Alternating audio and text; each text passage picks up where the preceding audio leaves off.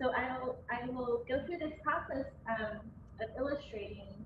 Um, how I've learned to illustrate over the years, I think it's pretty typical. I still work traditionally. I don't really use the computer to do my artwork, but I do utilize the computer to scan in my sketches.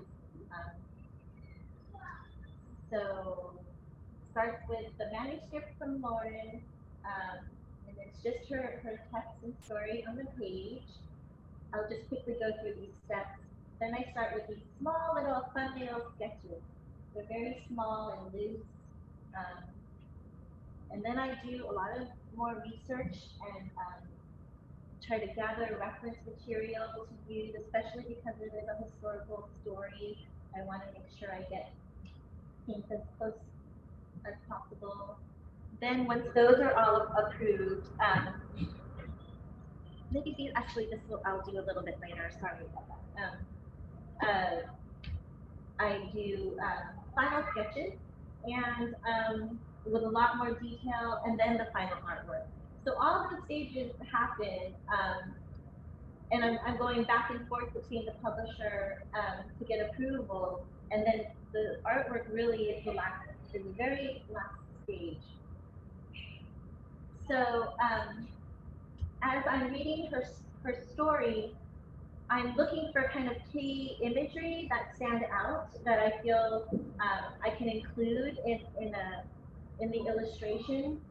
So the line about him being very helpful, and then Mr. Higashi really loving the Dakota landscape, the prairies and the waving grasses. It talks about him marrying his childhood sweetheart and bringing her back to South Dakota and starting their family, Penny, Clarence, and the little sisters. So my job as an illustrator is just to come up with a theme that can maybe incorporate all those key images, especially because it's the opening illustration of the story. So I did a really, really rough thumbnail sketch of, I don't know if you could tell what's going on there, but they're having a picnic. So Kenny's pouring a drink for his father. They're surrounded by the mountains and the nature, and they're all together. All the family members are represented. And then once that was approved, I moved on to the research. And this is just a little sampling. I have hundreds of other photographs and things that I found on the internet. But because I was working with the Historical Society Press, they had a lot of access to these old photographs, and that is a photograph of Lookout Mountain taken around the time that the Higashis would have been living there. Of course, different images of families picnicking in the early 1900s. I also found this Japanese image of a picnic scene, just maybe they might sit slightly differently. Maybe Mrs. Higashi had a nice summer sun hat on at the time. And then of course, you know, they were probably not wearing Crocs or Velcro shoes, or, you know, I needed to find out exactly what kind of shoes did they wear during that time. And then because Mr. and Mrs. Higashi were first generation coming from Japan, I thought, you know, what kind of Japanese traditions they would bring with them. So I thought, okay, maybe they have the rice bowl at, you know, during the picnic. Maybe what the baby is wearing a jinbei, the cotton, light cotton kimono. And then Kenny had shared with Lauren about remembering his mother making pickled vegetables in the basement of their home. And so that particular nukazuke style of pickling. So I wanted to incorporate these things into the book. So we go from the thumbnail sketch. Sorry. Skip ahead. Thumbnail. And then the final section. Oh, maybe my sensitivity on my button is looking. And then the final artwork. So those are just the different stages that it goes through. And then what Jill had just passed around to you is an example of one of the themes, the winter scene here. This is the artwork for it. You can pass it around if you want. It's protected pretty easily. But I wanted to show you the process, and so the first one was just a thumbnail sketch, and then I was, it's showing the side of the house with the wall missing, kind of like a dollhouse. So I kind of treated it, and I did another sketch of the house here with just an empty room, and then I also did all the furniture pieces, and there's like a little stove in there and a radio, and of course all the family members doing their different activities. And I scanned these into the computer, these little pencil on tracing paper sketches, so that I drop in the furniture, and then I can resize if I want to while it's in the computer. And then once that is all set and there's a composite, I print it out to the painting side, and I transfer that to the watercolor paper. And then that's how I transfer the image. So I'm not working this small, but I keep the sketches small so I can keep reworking them. It's easier that way. So then there's the final there. Let's see, how are we doing on time? Oh. I'll quickly just share, the press had sent me a PDF of what downtown Spearfish looks like, or they have some historical landmarks there. So these are renderings by another artist, I have his name, but as a walking tour. So I was able to see, there's the Lone Mercantile building where Kenny worked, and some other buildings that really helped give me information of what it would look like. So again, a thumbnail sketch of that, of a street scene, that this is what it'll end up looking like. And then the sketch and the final artwork. And I wanted to quickly mention that Kenny, after returning from the war, he ended up being a postman for 30 years. And so the town also knew him as Kenny the postman. And so as an illustrator, sometimes I like to include any additional information I can have. And so I actually put a postman in the scene. It's not Kenny. Kenny is on the bus coming home, but just as a little nod towards his life of service as a postman as well. So those are kind of fun little things that I like to include. Thumbnail, the final sketch, and then the final artwork. You're welcome to come and take a look at any of these things that I brought with me. This is a mock-up of the sketches that I like to put together, so I can kind of see, what it looks like, what it'll feel like before I move on to the final artwork. So these are things you can all come afterwards. Feel free to take a look. And the last set aside, at least for the Place for Harvest portion of this presentation, is, like they contacted me in the fall of 2020, the pandemic, right? We were all home, and I couldn't work on it right away, but so I've never been to South Dakota, really never been to middle of America before. It's really California or the East Coast. So earlier in April, the book was released, and the press invited me to the launch party, of course, and that was when my first time I got to go. I ended up getting kind of snowed. The weather turned suddenly, which I told was a very common thing to happen. and so my plane was canceled. I had 2 extra days. I had rented a car, and so I decided to go to Spearfish, and I knew where Kenny's home was. But he has relatives living there still today. But I brought the book and I took a photograph there, and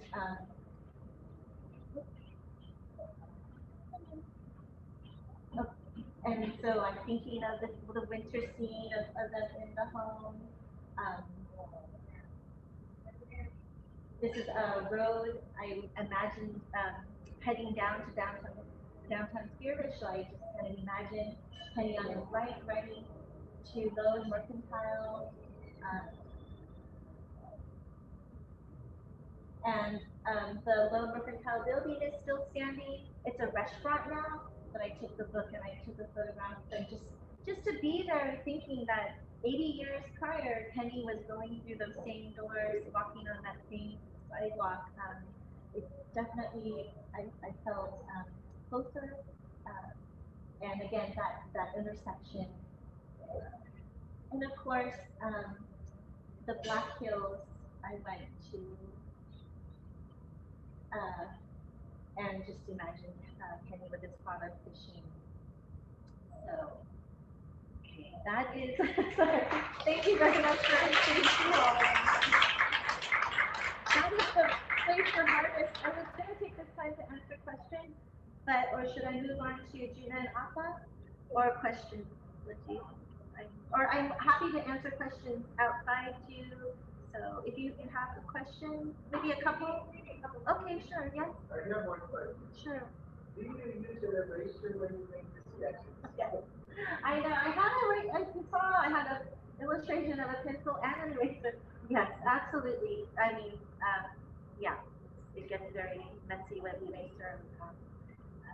But what's nice about tracing paper is you can just redraw over. So that's why I still use tracing paper. And another question? Any illustrations where the publisher says no? Is that Sure. Oh yeah. No, there were. I would say even for this scene, I had a couple different other options. I didn't show them.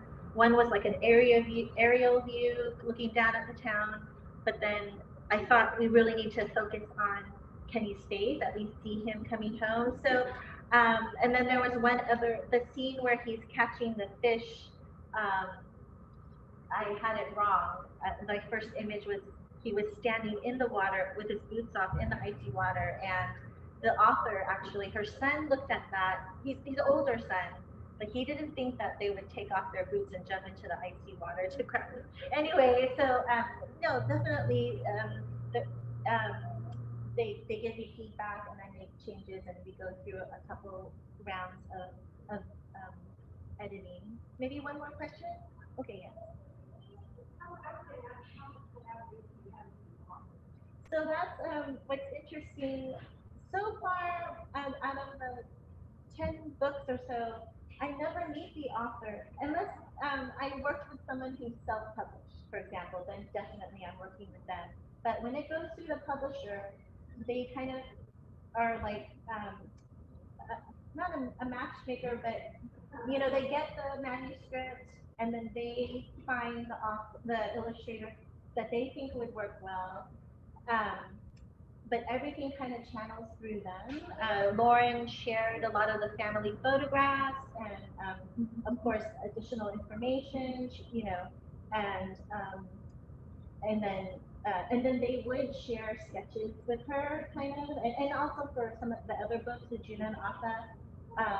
So authors do, sure, they have their manuscript, their baby, and they pass it on to me or through the publisher. But there is a little, they can have some say or some suggestions, but I do not work directly with them or communicate necessarily until after the book is done.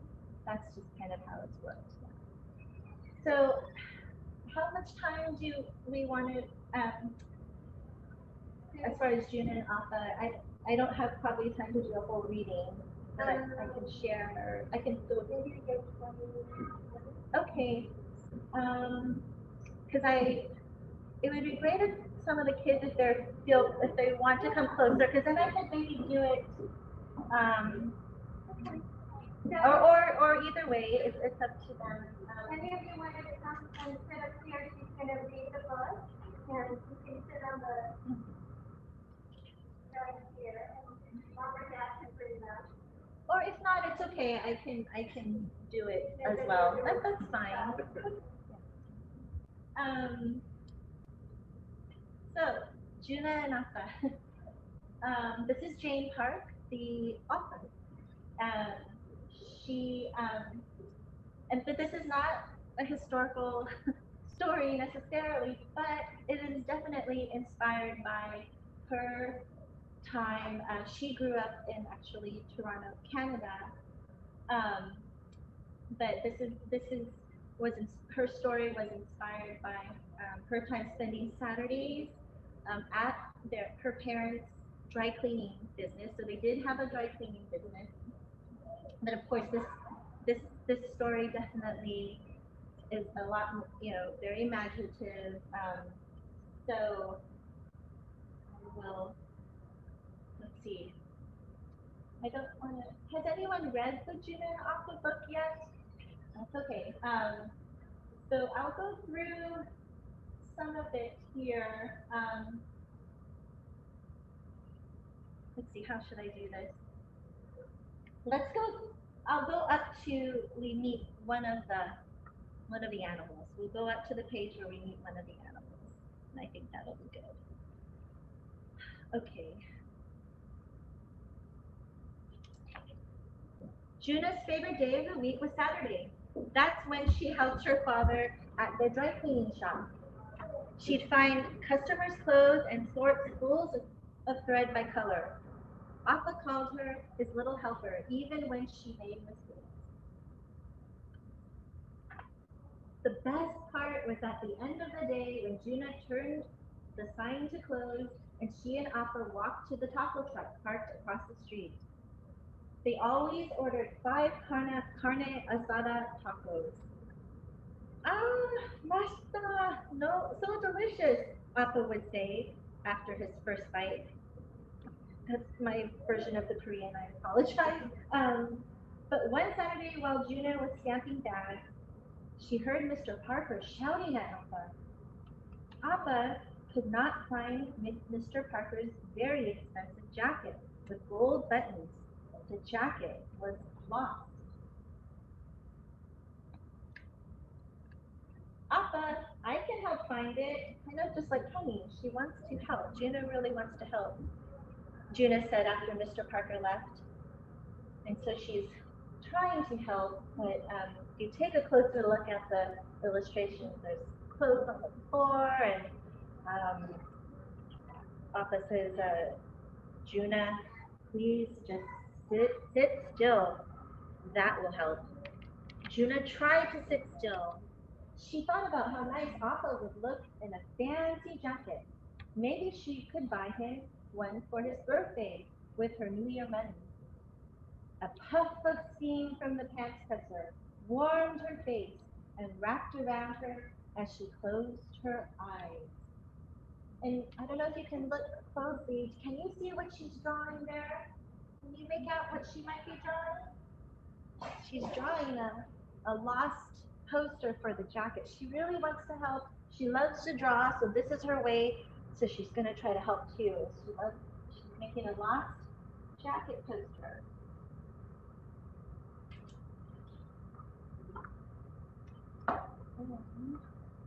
Juna walked through a foggy field. She stumbled into a grassy pit and found herself surrounded by large eggs. A giant Appa bird peered down at her. Have you seen a fancy jacket with gold buttons? Juna asked. Oh, are you cold? I'll warm you up, said the Appa bird, and covered her with some leaves and grass.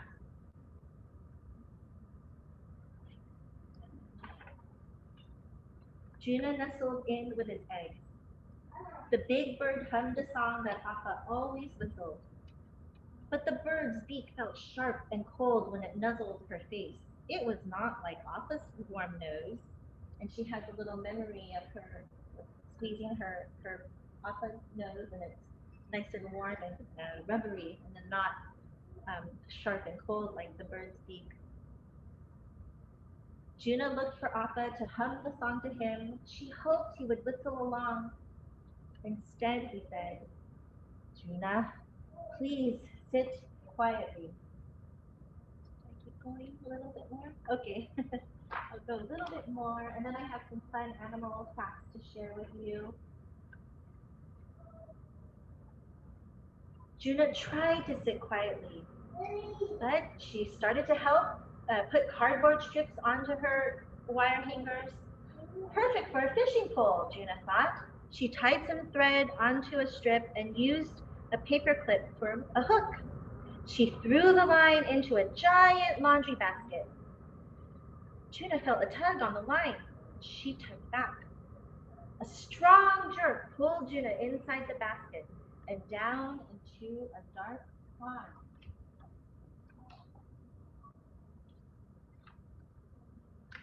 When she surfaced, Juna bumped into a water bug.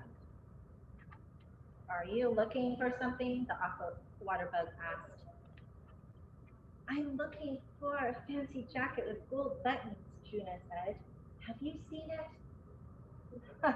The only jackets here are yellow jackets. Do you see the yellow jackets? Oh, my square is blocking them in the corner there. Hop on. I'll take you somewhere safer.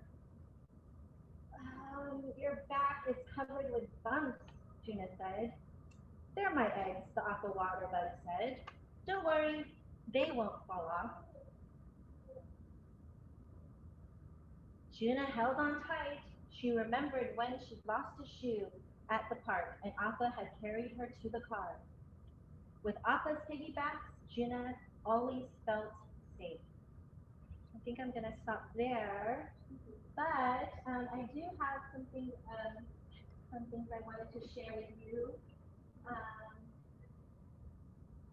So can somebody tell me the name of the first animal that Juna comes across? Do you remember what it was? It was a greater rhea bird. So this is the great rhea bird. I have it on the screen as well for people at home. This is giving you a preview of the story.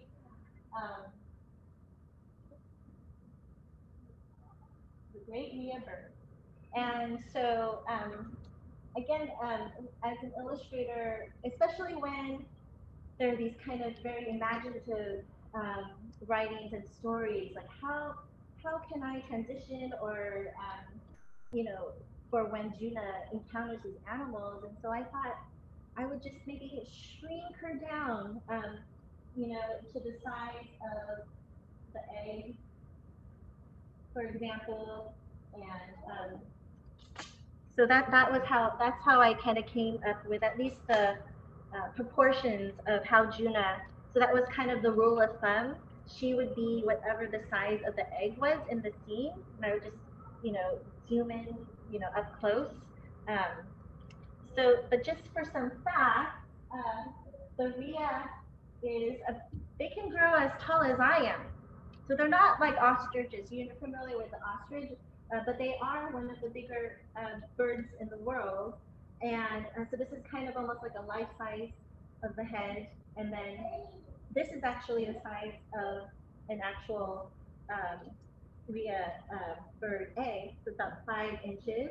And so then I made Juna proportionally that size.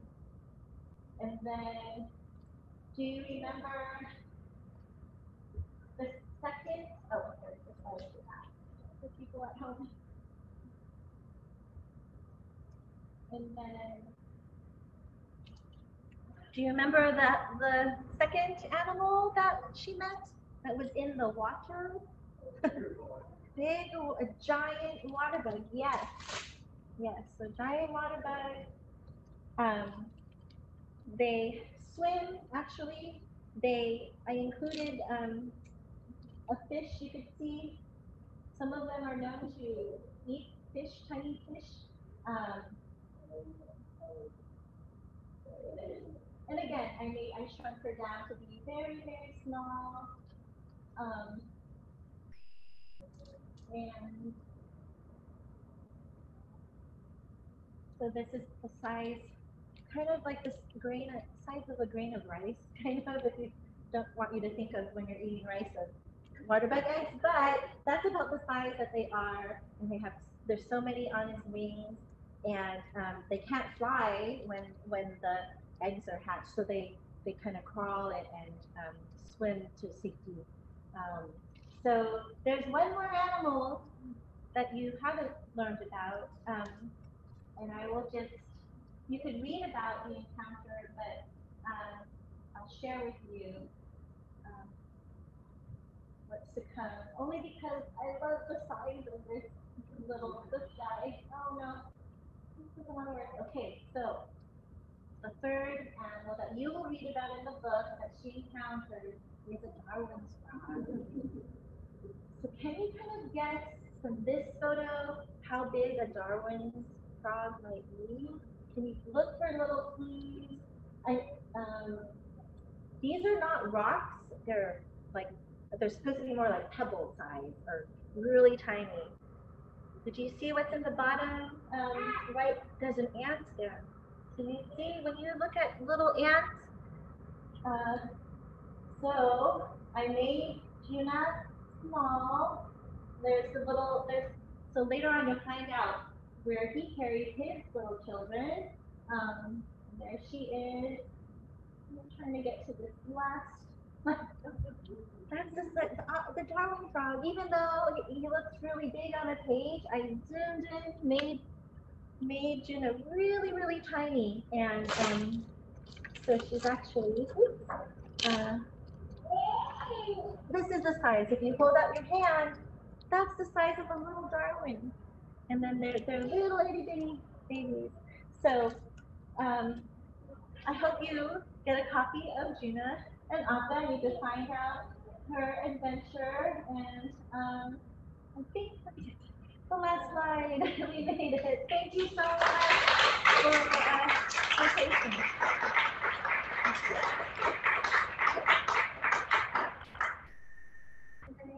Oh, yeah, I'm happy to answer more questions, or you can come up to me later. Right, I know that's another question I always get. They give me about a year. Depends. It depends on the publisher, obviously. But I couldn't. So there's two different books here. I was working on both of them, kind of overlapped. But about a year is from the time I signed the contract, and then I, start on the. It may take a little time before I actually start on the project for thumbnails, and then I do spend a chunk of my time sketching, because I want the final sketch. I want to do the research and have the reference down so that when I present the final sketch, they approve it, I can move on to the final artwork. Because I would love to be one of those illustrators that can just draw and redraw. I know a lot of like animators, cartoonists are very quick, and I'm not. I'm very slow and takes me time, and I kind of just want to do a final art piece once. I don't want to have to redo it. That's just how I've worked so far, and because there's a time restraint. If I could, I'd work on these illustrations forever, but I have to finish them, so I don't want to do a lot of rework. So, well, yeah. So Juna's Jar was the book that came before Juna and Appa. This was almost 5-7 years ago.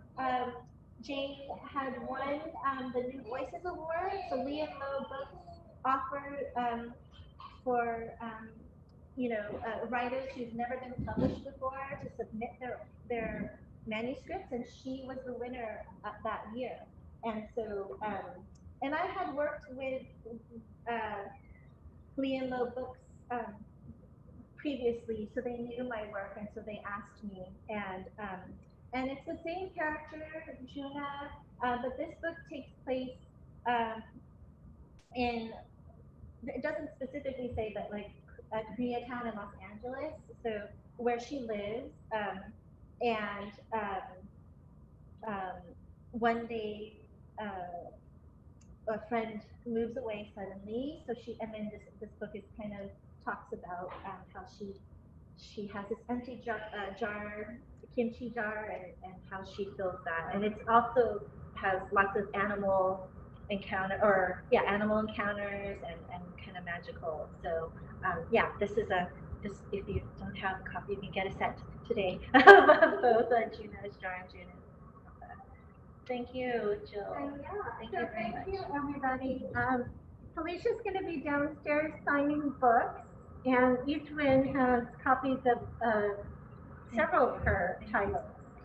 And yeah, she can answer some one-on-one questions too. But thank you, everybody. Yeah. Thank you very much.